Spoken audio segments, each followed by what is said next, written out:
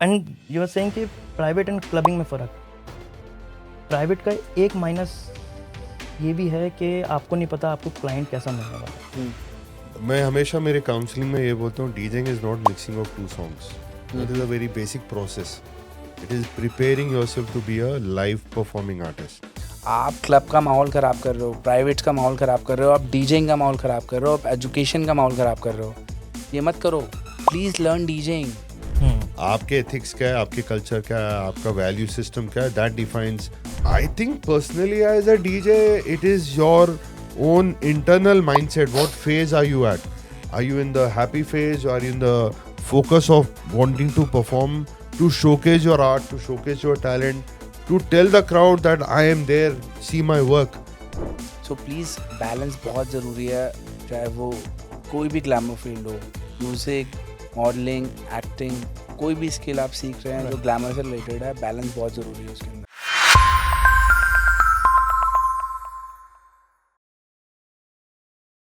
And you are saying कि private and clubbing में फ़र्क। प्राइवेट का एक माइनस ये भी है कि आपको नहीं पता आपको क्लाइंट कैसा मिलने वाला है। You have to be ready for all the genres. All the genres आपको नहीं पता। आपको आपका ये वाला क्लाइंट कह रहे हैं कि एफ्रो प्ले करो, बट यू कह रहे हैं कि नहीं पंजाबी बबूमान। एक तरफ आ रहा है, गर्ल्स आ रही हैं कि can you play some Bollywood tracks also.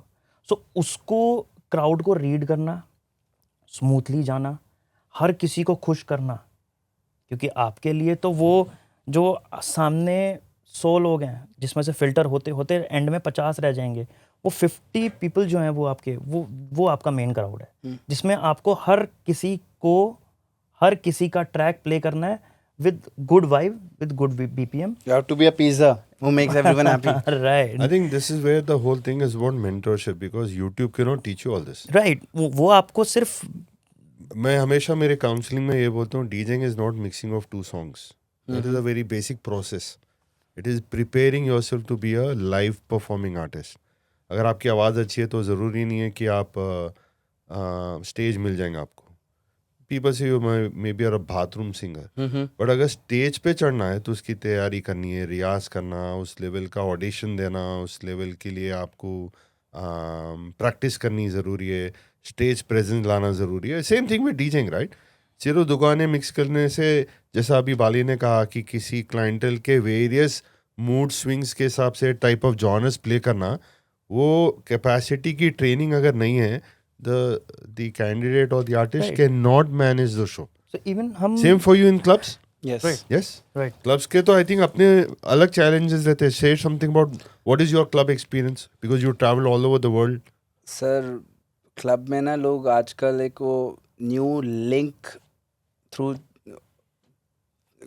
Through करके एक चीज़ चली है कि यू हैव लिंक्स, और आप वो आपने बोला ना 2 सॉन्ग्स मिक्स करना डीजिंग नहीं है, तो लोग क्या करते हैं, सिर्फ एक ट्रैक को दूसरे ट्रैक के साथ मिक्स करना चाहते हैं. मैं बता देता हूँ, आप जिसको डीजिंग बोलते हैं वो आप क्या सीख के आते हो.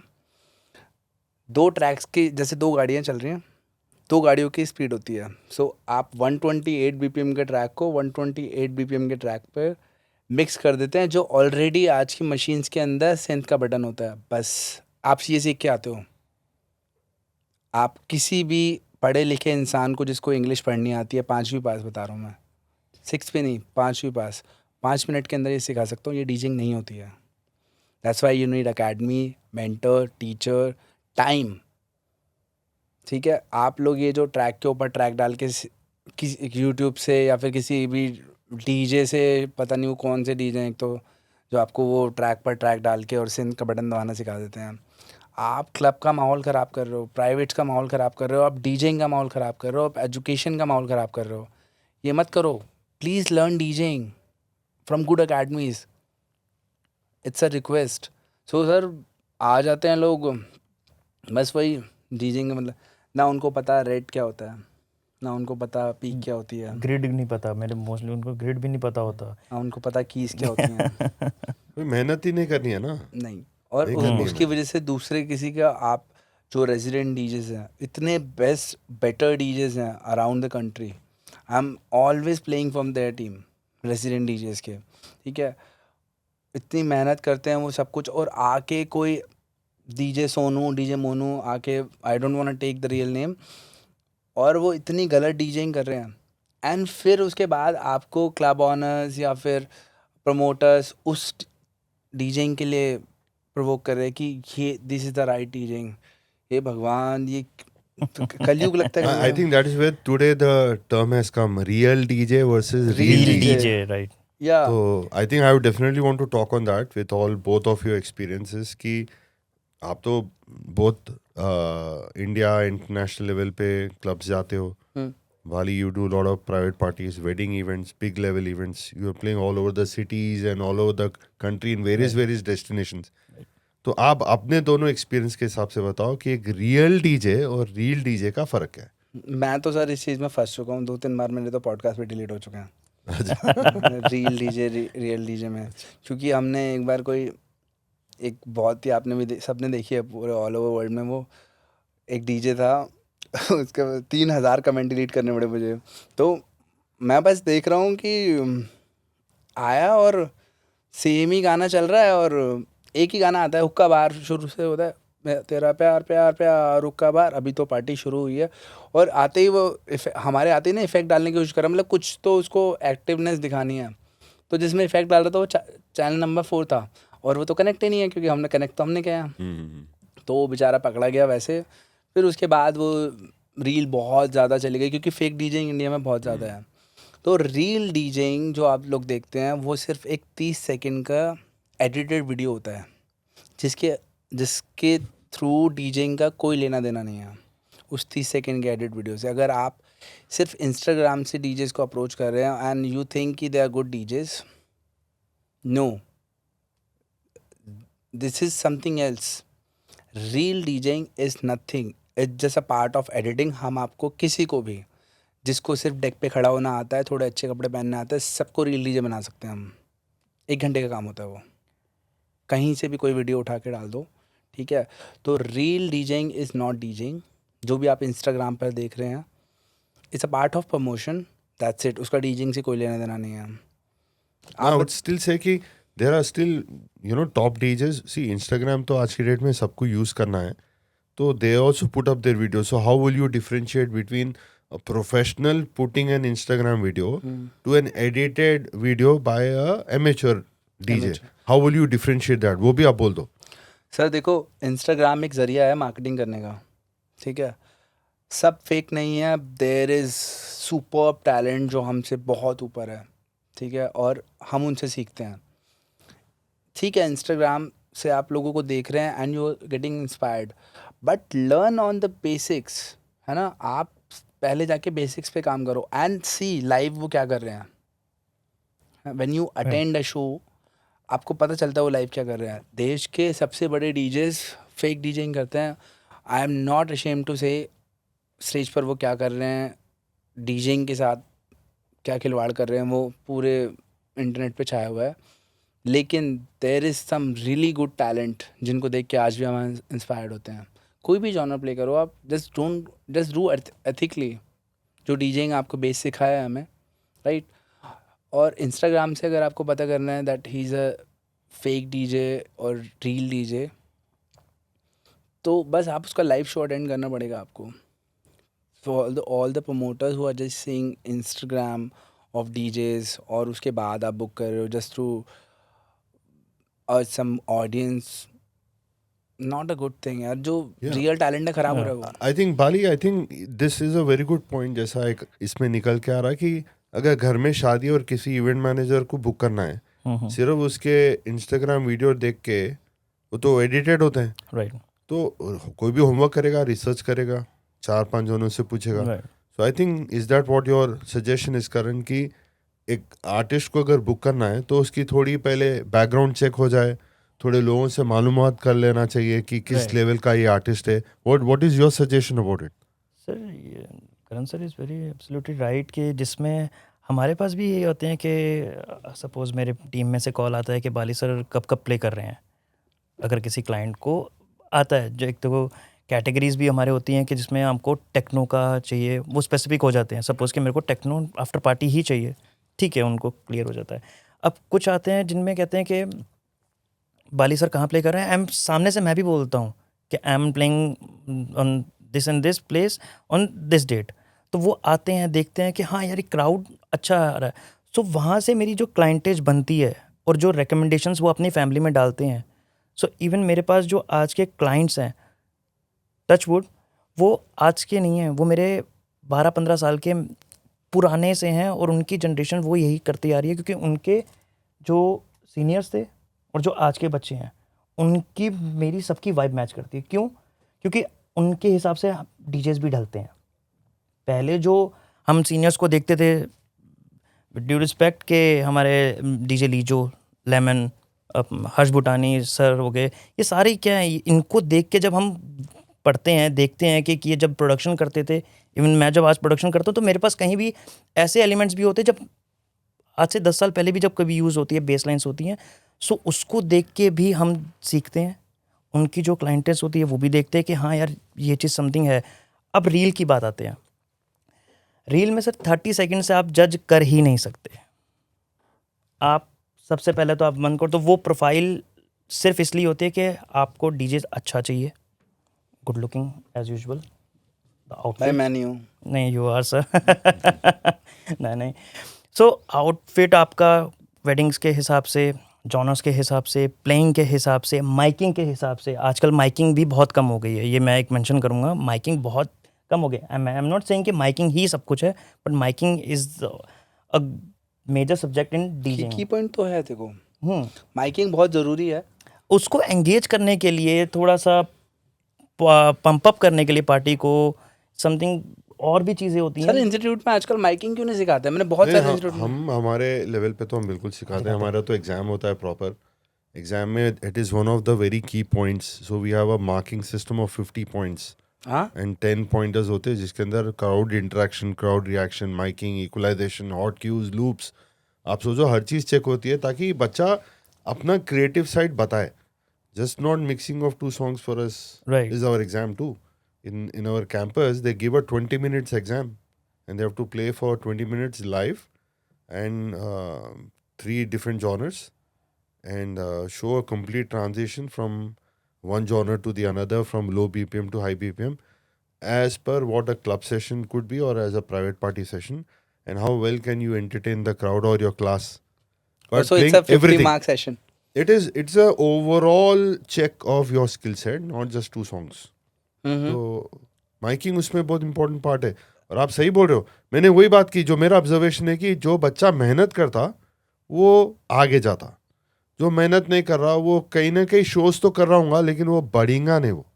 और माइकिंग, आप जैसे दोनों वेटरन डीजेस है, जितने भी सीनियर डीजेस को आप उठा लो, आपने हर्ष भूटानी सर का नाम लिया, बहुत अच्छे दोस्त है, one of the very good mentors, he's a mentor team member of Patsav also. आप पीयूष को देख लो, they are flawless in the way they do their miking. Right, miking. People actually go to their shows because they want to hear them. Akhtar भाई, you know, Yes, yes. I'm तो still learning. Yes, India में yes. सबसे best जो miking मुझे लगती है, अगर किसी को भी माइकिंग के बारे में, डीजेइंग में और ज़्यादा आगे स्किल डेवलपमेंट या फिर सीखना है कि कहाँ से स्टार्ट करके प्रो तक कैसे जाए, Justin you know, I learn from here buildup के साथ कैसे माइकिंग करते हैं। सर उसका भी एक स्पेस आता है, अब हर बार आप नहीं कर सकते, उसका भी एक this is a huge subject, it's a part of learning then. Right, It is the very same thing. अगर मैं सिंगर हूँ और एक कोरेक्ट सिंगर बात कर रहा है, दोनों में ट्यूनिंग रहती। आप कोई गाते गाते किसी के साथ अपनी आवाज थोड़ी ना बीच में डाल देते हैं, उसको क्रॉस टॉक बोलते हैं। डीजिंग में भी क्रॉस टॉक हो जाती है। अगर आपको पता ही नहीं कि आपको कब कहाँ सही तरीके से माइकिंग करनी है, फिर तो आप गाने के साथ क्रॉस टॉक कर लिए। सो आपने जैसा कहा, हम तो हमारे साइड से पूरा सिखाते, वही बात है कि बच्चा कितना मेहनत करना चाह रहा। और मैं एक चीज़ ज़रूर बोलना चाहूँगा कि जो रियल और रील डीजेस का जो एक डिफरेंशिएट आ रहा है, that is where the academy, the curriculum and the whole structure today, government of India through the IICS has also come very, very important today and is helping you to achieve a qualified status of being a professional artist. पहले तो DJs थे, हम ये बोलते थे अब करण के पास से कोई सीख गया तो डीजे बन गया, बाली से सीख लिया तो डीजे बन गया, बट ऐसा कोई ऑथेंटिक सर्टिफिकेशन नहीं थी। I want to appreciate Skill India Council today, like MESC, media entertainment skill council, that they came up with the concept of validating a qualification, and that is today DJ is a proper talent qualification now. That is what Skill India has done, and PATSA being a official part of Skill India, which is the concept of Skilling India, but the ISCS MESC is all about validating Karan or validating a Bali or validating a NDA, my artist name is NDA, or any DJ that you have formally trained and qualified to be a professional artist. That is what is now skill education. That is what ISS is doing. That is what PATSAV is doing. And that is the concept of Skill India today. That's a great thing people should know कि पहले ऐसा होता था कि किसी एक DJ से आप सीख गए तो आपके ऊपर एक ठप्पा लगे कि आप जी करण से सीखे हो या रमेश से सीखे हो, किसी से भी, और काम चल जाता था और धीरे धीरे बंदा सीख लेता था. आज इतना ज़्यादा कंपटीशन है, आपको एक पूरा डीजे बन के ही आना पड़ेगा, एंड उसके साथ आपकी एक आईपी होनी चाहिए. मतलब you should be a specialist is something, जैसे या तो माइकिंग हो या आपकी कोई अदर स्किल हो डीजेइंग के अंदर, वो अनटिल अनलेस आप पूरा कोर्स नहीं ख़त्म करेंगे डीजेइंग का और सही मेंटोर नहीं चूज़ करेंगे जो आपको जैसे पार्टिसिपेट कराता है कि they do examination in DJing बहुत तरीके की, और उसके बाद आपको सिखाने से लेके स्टेज तक ले जाने का सफ़र जो है वो पूरा कराते हैं. सो इट्स वेरी इंपॉर्टेंट, आप कुछ भी चूज़ कर रहे हैं, do the R&D about that thing and make your mind set कि आप किससे सीख रहे हैं, क्या सीख रहे हैं. एंड इवन अगर आपको 2 दिन की डीजिंग करनी है या अगले 20 साल के लिए डीजिंग करनी है, this is the more important thing. That's important thing. That's important. अगर आपको 2 दिन करना है यार, मेरे को डीजिंग करनी है, सो आपके जो इन्फ्लुएंसर्स है जिसमें आप हल्की सी शर्ट खोल के एंड सब कुछ आप प्ले कर रहे हो, सो वो उसको मैं 2 किसी दिन नहीं खोलते आज. हाँ सो जो भी है वो उसको मैं 2 दिन भी नहीं बोलूँगा, मैं उसको 2 घंटे की डीजिंग बोलूँगा. उसके बाद आप गए, आप you are not a DJ, you are not an artist. आप सिर्फ घर से उठे हो, आपको पेन ड्राइव लगानी आती है, आपको क्यू दबाना आ रहा था और आप कर रहे हो.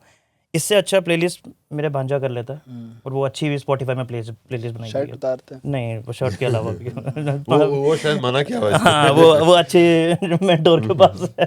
कि शर्ट मत उतारना. हाँ, सो उसको 20 साल की आपने एक लाइफ टाइम की जर्नी को इस तरीके से देखोगे, तब जाके आप एक अच्छी लाइफ जैसे कर अभी पाओगे. करण ने भी अख्तर भाई का नाम लिया, ये पूरे वेटरन्स है. एग्जैक्टली सर, I mean, यही these पॉइंट है ना. people, our senior veterans are for what 30-35 years of DJing. मेरी एज में हमने एक पॉडकास्ट किया था, तो अख्तर भाई ने सन से स्टार्ट किया कि करण मैं तो जस्ट अभी 89 से हमने स्टार्ट किया, तो एयर होस्टेस. मैंने ऐसे कहा, हमने सर 89 तब तो मेरी प्लानिंग चल रही थी शायद कि हमें बच्चा करना है ना. Yeah, I mean all the seniors देखिए, आप अख्तर भाई हो गए, अकबर सामी भाई हो गए, and all these DJs have actually contributed to the growth of DJing industry in the country. Yes, Sir, If I stuck somewhere, I call Akhtar bhai. Yes. So it's DJing बहुत ही ज़्यादा एक फैंसी जॉब लगती है, but आपको हर रात आप एक time पर 9 बजे या 10 बजे 1000 लोग देख रहे हैं सामने, रात को 1 बजे आप अपनी सीलिंग देख रहे होते हैं अकेले. डोपामिन का स्ट्रक्चर ऐसे ऐसे होता है, और उसके बीच में लोग बैलेंस खो देते हैं, एंड उस बैलेंस के बाद ना आप हर रोज़ सुबह अपने आप से सवाल पूछते हो क्या मुझे छोड़ देना चाहिए. और उस टाइम पर जब मैं गिव अप करने का मन करता है मोस्ट ऑफ द टाइम, तब मैं अख्तर भाई को फ़ोन करता हूँ कि भैया मुझसे नहीं हो रहा है, I'm stuck there, I'm stuck somewhere. He literally make my life very smooth, and he's the one who started with me. उनको मैंने आज से 3 साल पहले एक रफ पेपर पे ये पॉडकास्ट का वो लिख के दिया था, तो उन्होंने कहा हाँ करते हैं, तो मैं ही डिले कर रहा था, तो एक दिन मुझे फ़ोन करके बोलते हैं, हेलो करण, ज़िंदगी में कुछ करना है, आगे बढ़ना है. See this is the thing कि सामने मेंटोर आपका अच्छा हो तो आपको, आप अगर कभी कभी ऐसा नहीं है सर, आप भी अपने कहीं एक हल्का सा एक आता है डाउन, किसी का भी कैसे भी चल रहा होता है, चाहे वो मूड डाउन हो, कहीं से भी कुछ भी होता है. बहुत फास्ट लाइफ है, बहुत फास्ट लाइफ है. इवन हम जो इंस्टाग्राम पे स्क्रॉल कर रहे होते हैं, हम इवन मैं भी डाउन हो जाता हूँ कभी कभी कि यार I am a music producer, I am DJ, I am doing good, मेरे पास शोज भी हैं, लेकिन क्या मैं सही कर रहा हूँ? वैलिडेशन. एग्जैक्टली, खुद से एक सवाल आना. फिर आपके एक मेंटर होते हैं जो आप एक कॉल करते हो और वो आपको इतना फ्री लाइट कर देते हैं कि वो आपके 10 मिनट की बात से They have seen enough ना. Right. अब आप जैसे बोल रहे हो, obviously that day when console ही नहीं थे, कैसेट से डीजेइंग होती थी. मैं भी मेरे टीम से सुनता हूँ क्योंकि मैं भी थोड़ा लेट ही स्टार्ट करा डीजेइंग. मैं जब डीजेइंग स्टार्ट करा था तब तक CDJ 1000 मार्क टू आ गए थे. अपना CMX था इनफैक्ट. तो उससे पहले आप जाओ तो they used to play on the Denons, the earlier machines, tape decks के साथ. टेप डेक सी तो राइट. वो लेवल के जो आर्टिस्ट जो जर्नी पास करे हैं, जहाँ पे लोगों को सब्जेक्ट के बारे में पता ही नहीं था, to where they are today, they are the ones who are guiding and mentoring. Correct. अभी के बच्चे जो जाके 20-30 हज़ार का कंट्रोलर खरीद के अगर ला लेंगे, एक लैपटॉप डाउनलोड में एक सॉफ्टवेयर लग गया, and they are think they are able to do shows and shows back and back, तो they will never match as what बारी से 2 दिन का डीजे और 20 साल का डीजे में. और सर जो फर्क. आज के डीजे जो फेमस भी हो गए ना, तो यूथ तो फॉलो कर रहा है, डीजेइंग भी वो ठीक ठीक कर रहे हैं. They are not ready to give the education क्योंकि उनके खुद बेसिक ठीक नहीं है. Yes. आप बात करके देख लो, वो लोग दे थिंक कि एरोगेंट होना और सिर्फ कैरिंग नेगेटिव एटीट्यूड कि you are just Amitabh Bachchan, कुछ भी ठीक है, एटीट्यूड कैरी करना बहुत ज़रूरी है डीजे के लिए. But when someone comes to you very nicely है ना कि सर वो कहना है just learn something about it, आप उसको कंपटीशन की तरह देख रहे हो. हाँ. You are not telling people कि कैसे कर सकते हैं, how to make it easy. आप ये इवन ये हम तीनों की नहीं, ये हमारे जितने भी जो सीनियर डीजेज हैं उन सबकी रिस्पॉन्सिबिलिटी भी बनती है कि हम आने वाली जनरेशन को हम एक अच्छी चीज़ ही दे के जाएँ. आप रील्स को आप करो, आप इवन ट्यूटोरियल्स भी देखो, आप सब करो, लेकिन आपकी मेंटरशिप होनी चाहिए. आपके पास एक ऐसा टीचर, नॉट टीचर, मेंटोर ही होना चाहिए जो आपको आगे के लिए दिखाए कि नहीं, this is the right way. आप यहाँ से बीच में, इवन मेरे दोस्त आज भी बोलते हैं, इवन मेरे स्कूल के दोस्त, मेरे 20-20 साल पुराने दोस्त हैं, आज भी कभी कभी मेरे को चिढ़, अरे यार बाली तेरी जॉब तो बहुत ईजी है, जाना है, बियर लेनी है, गाने प्ले करने हैं, क्राउड तेरे सामने है, सब अच्छा है, लड़की मिल जाएगी, लड़की मिल जाएगी, मतलब लड़कियां भी हैं, सब कुछ है. मैंने कहा हाँ ये है, लेकिन तू ये नहीं देख रहा कि मेरे को वहाँ यहाँ से उस स्टेज पे जाने के लिए मेरे को 15 साल लग गए. इसके बीच में मेरे जॉनर्स भी हैं, मेरे मूड क्रैशेस भी हैं, मेरी पेन ड्राइव खो जाना, मेरी सीडी को कुछ ना होना, मेरा फ्लॉप शोज़ भी हैं, क्लाइंट से मेरी गालियां भी पड़ना, इनिशियल से फैमिली ने मेरे को सपोर्ट ना करना, कभी कभी पैसे मिलना, कभी कभी पैसे नहीं मिलना. तो वो सारी चीज़ें भी देख. लेकिन इस चीज़ में क्योंकि हम इस एंगल की बात करें, मैं बहुत पर्सनल लेवल पे ये चीज़ डालना चाहूँगा, and I really want everybody to know every field has is own goods and bads. So जो एक एलिमेंट ऑफ ग्लैमर जो मुझ पे काफ़ी एक्चुअली पेरेंट्स ये सवाल करते कि दारू है ये फील्ड में, आपने जैसे कहा girls, girl is just a gender, देखा है तो क्राउड है, लेकिन उसका इम्प्रेशन कुछ और है. ठीक है, वहाँ पे और भी लोग होते हैं, फैमिलीज होते हैं. आजकल के पार्टीज में तो बड़े बुजुर्ग भी है, लेकिन रिलेशन कैसा की जाती है, दारू लड़की, ये नहीं है DJing. DJing is all a very clean professional art of you being a live performing artist. I want to put it that way. Please let me, I think अपने साइड से भी वो चीज़ को क्लियर करो आप कि DJing is just not all about drinking and drugs and anything else. It's a very clean art that focuses on you being a performing artist and entertaining the crowd. If it is a wedding, it is a family crowd. If it is a club, it is a universal crowd. बाहर के लोग भी आते हैं, other states के लोग भी होते हैं. तो it is not associated to certain things, which I definitely want Karan you also to mention, because वो चीज़ एक माइंडसेट से निकलना ज़रूरी है. इस पर्पस के लिए डीजिंग में मत आओ. सो डीजिंग में अगर आप सिर्फ आ रहे हैं कि आपको बहुत सारी सेंटर ऑफ अट्रैक्शन में लड़कियां मिल जाएंगी, फ्री दारू मिलेगी, you will get free alcohol, you'll get a name, and फिर you can do anything, don't come, don't do DJing. आप एक सीट ख़राब कर रहे हैं किसी वैल्यूबल इंसान की जो मेहनत करके एक अच्छा डीजे बन सकता है. आप डीजे तो बन जाएंगे उस टाइम पे, लेकिन आप वो 2-4 दिन की डीजेइंग होगी जैसे बाली सर ने बोला. So please if you are passionate about music, and DJ is always a person who introduce new music, new skills to the youth, to the people, to everyone. That's a DJ. Right. DJ is not a womanizer guy who do drugs, who is like an alcoholic man every time. It's been 16 years I am doing that, and see, still Yeah. my image, still I'm like willing to work like a teacher, and it's nothing like that. जो भी आजकल मेरे पास बहुत सारे parents आते हैं complain लेके कि हमारा बच्चा तो शराब पीना सीख जाएगा, हमारा बच्चा लड़कियों में फंस जाएगा या ऐसा कुछ है। देखो हर फील्ड में है, क्या कॉर्पोरेट में लोग नहीं करते हैं काम? ऐसे तो हर जगह आ रहे हैं। तो 7 बजे का वेट करते हैं। हाँ, मेरे दोस्त हैं eventually, हम Stressful- स्ट्रेसफुल हैं, इतना स्ट्रेस हो जाता है। It's up to you sir, right? किसी भी प्रोफेशन में हो। हाँ, well, it's nothing to do only with the DJing. It's completely culture. आपके एथिक्स क्या है, आपके कल्चर क्या है, आपका वैल्यू सिस्टम क्या है, that defines what you want to choose, what you don't want to. Our profession doesn't encourage. Yes, I am very strong about mentioning, हमारा फील्ड इस चीज़ का इंकरेज नहीं करता. ठीक है, we play in clubs. What is the environment? Parents है ना, एनवायरनमेंट तो वही है.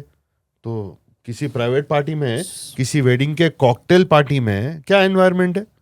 एक्चुअली देखा है तो एक दो फैमिली का गेट टुगेदर, राइट। बट उसमें और भी चीज़ें इन्वॉल्व होती है, चाहे अल्कोहल हो, फैली एक बट माहौल जो वहाँ पे है वो जरूरी नहीं है वो डीजेइंग के रिलेटेड है ना, वो तो एक फैमिली का हैप्पीनेस गेट है, वो टुगेदर. सब कुछ it's up to you, it's up to your it's a will. Complete value system. And मैं पर्सनली महसूस करता हूँ, we are all part of the Indian culture. हम म्यूजिक को सरस्वती माँ मानते, yes, right. Right? Music is Saraswati. Learning is, अगर money is माँ लक्ष्मी जिनकी हम पूजा करते हैं कि wealth should come, wisdom comes from माँ Saraswati. Right, And music is wisdom, part of wisdom. Yes. Right, So right. if my personal feeling is like आपने जैसा कहा, never in my life I have also done any smoking, drinking. That is not a part of my culture too. It has still encouraged and made my DJing even more interesting. तो मैं तो और ज़्यादा enjoy करता हूँ. मैं काफ़ी लोग से सुनता हूँ कि जब तक वो जाती नहीं तो मज़ा नहीं आता. मुझे लगता है यार हम तो उल्टा नहीं डाल के और ज़्यादा मज़ा करते. आजकल सर फैक्ट है, इंडियन जो अल्कोहल मार्केट है उसको बिलियंस ऑफ डॉलर्स का नुकसान हुआ है, क्योंकि the new youth don't want to like drink even, Yes. है ना? अभी एक न्यूज़ आई थी, मुझे इतना अच्छा लगा ये जान के कि people don't want drink any more, और नशा अगर करना है लाइफ का करो। बिल्कुल. नहीं, घूमो जितना घूम सकते हो। बाली बहुत कॉमन सेंस की बात है. हम मूवी देखने जाते हैं, राइट? आज के मूवी का कोई एग्जांपल लेंगे, जैसे हम धुरंधर, ऑलरेडी मूवी काफी, Trending है. उसका म्यूजिक कितना अच्छा है. बहुत आई थिंक अच्छा, इट्स अ बहुत blessing for all DJs for the kind of music that film is given us. Shout out to best of the songs, Aari Aari हो गया, लूट ले क्या हो गया, ऐसे ऐसे गाने हैं वो मूवी में राइट। जो we DJs would love to play. And finally some movie came in Bollywood. Absolute. जब मूवी देखने जाते 4-4 घंटे 3-3 घंटे, तो क्या हम किसी अल्कोहल के साथ बैठे होते हैं? No, we enjoy, right? Popcorn खा रहे होते हैं लेकिन एंजॉय कर रहे होते हैं. कोक पी रहे होते हैं, पेप्सी पी रहे होते हैं, एंजॉय कर रहे होते हैं. तो I think personally as a DJ it is your own internal mindset. What phase are you at? Are you in the happy phase? Are you in the focus of wanting to perform, to showcase your art, to showcase your talent, to tell the crowd that I am there, see my work? That is the, I think, the adrenal rush that some should expect. कि ये नहीं कि P लिया तो शायद मैं कुछ अच्छा कर लूंगा. मुझे नहीं लगता उसकी ज़रूरत है. अपने डोपामिन बैलेंस करना बहुत ज़रूरी है. अब जो आजकल मोस्टली लोग डीजेइंग में या फिर म्यूज़िक फील्ड में या फिर ग्लैमर फील्ड में, चाहे वो एक्टिंग हो या मॉडलिंग हो, कुछ भी हो, आजकल लोग बैलेंस खो देते हैं. फोमो एक चीज़ होती है, fear out of missing good things. कुछ भी कहीं पे भी कुछ बहुत हैपनिंग होना है, आपको उसका पार्ट बनना है ना? आप हर एक चीज़ का पार्ट नहीं हो सकते हैं. Just reserve your self for good things और बैलेंस रखो लाइफ के अंदर. You are drinking is not bad, ठीक है? म्यूज़िक भी आप सुन रहे हो, आप जब वो रात को सोते वक्त 1000 लोग तो प्ले कर रहे हो आप, लेकिन सोते वक्त जब आप फीलिंग देख रहे होते हो ना अपना, उस टाइम पर दिमाग के डोपामिन बैलेंस करना बहुत ज़रूरी होता है, जो मोस्टली लोग खो देते हैं. सो प्लीज़ बैलेंस बहुत ज़रूरी है, चाहे वो कोई भी ग्लैमर फील्ड हो, म्यूज़िक, मॉडलिंग, एक्टिंग, कोई भी स्किल आप सीख रहे हैं जो ग्लैमर से रिलेटेड है, बैलेंस बहुत ज़रूरी है उसके अंदर. बैलेंस ज़रूरी है. इवेंचुअली आप अच्छा म्यूज़िक तभी प्ले कर पाओगे जब आप सेंसेस में रहोगे. आपके सेंसेस ही आपने खो दिए, उसके बाद आप कर रहे हो कि हाँ चल रहा है, मेरी गाड़ी तो चल रही है, मेरा अब इतना नाम या मेरा इस फील्ड में इतना बैलेंस में हो चुका हूँ, तो मेरे को कुछ भी नहीं करूँगा और मैं प्ले करूँगा तो मेरा चलेगा। फिर भाई वो 2 दिन बचे हैं अब आपके पास। तो DJ is your performing skills, music production is your music making skills. दोनों का कॉम्बिनेशन आप एक स्टेप आगे लेके जाते हो मार्केटिंग ऐड करके. You are creating a content that has longevity. There is वैसे भी एडवर्टाइजिंग में एक लाइन आती है कि content is king. Last time जब मैं मिला था, so there was a 58-year-old lady. You have to just go with a new skill every day, otherwise आप पीछे रह जाओगे. नोकिया की स्टोरी सबको पता है ना. जब तक आप अपग्रेड नहीं होगे आप पीछे होते जाओगे, क्योंकि आपके पीछे यंग टैलेंट्स ऐसा है कि वो आगे आने के लिए भरे हुए हैं. अगर आपको आज अपग्रेड नहीं करोगे तो कल आप पीछे. And putting DJing as a skill in them, because DJing की कोई एज नहीं है सीखने की. आप यंग एज में सीख सकते हैं, ओल्ड एज में सीख सकते हैं. ओल्ड पे तो कोई होता नहीं है, इट्स जस्ट योर हार्ट.